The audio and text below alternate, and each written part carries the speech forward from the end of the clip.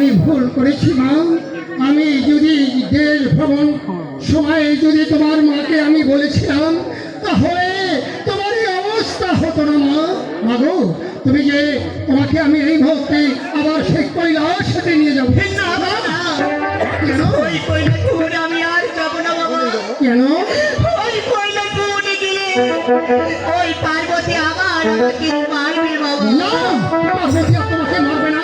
আমি তোমাকে ছেড়ে আর কোথাও যাবো না মা। আমি যে তোমাকে ছেড়ে কোথাও যাবো না মা। ঠিক আছে বাবা।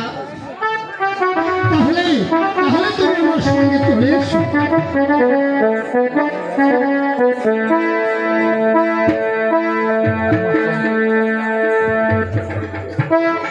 মা, বাবা, তোমাকে আমি একটি কথা বলবো মা। বলো বাবা।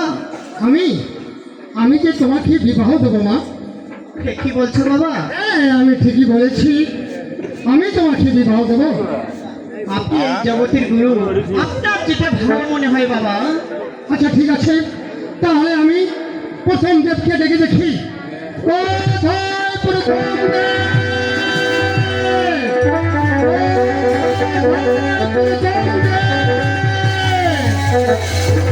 কোথায়? কোথায় প্রথম দেব?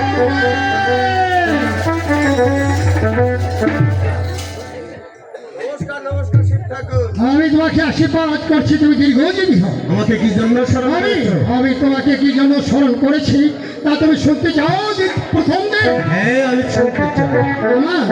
আমার একমাত্র কন্যাকে যে তোমাকে বিবাহ করতে হবে। বিয়ে?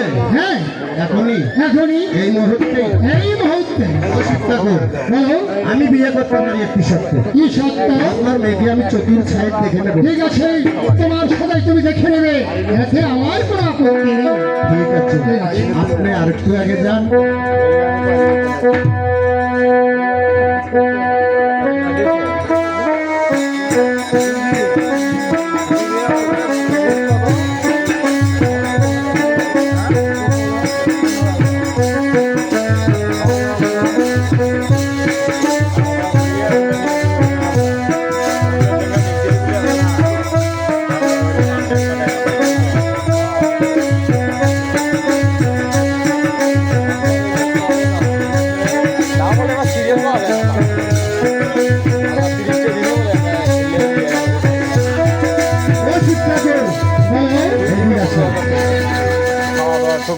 শিব ঠাকুর, বলো, এ বিয়ে আমি করতে পারবো না শিব ঠাকুর। কেন তুমি বিবাহ করতে পারবে না?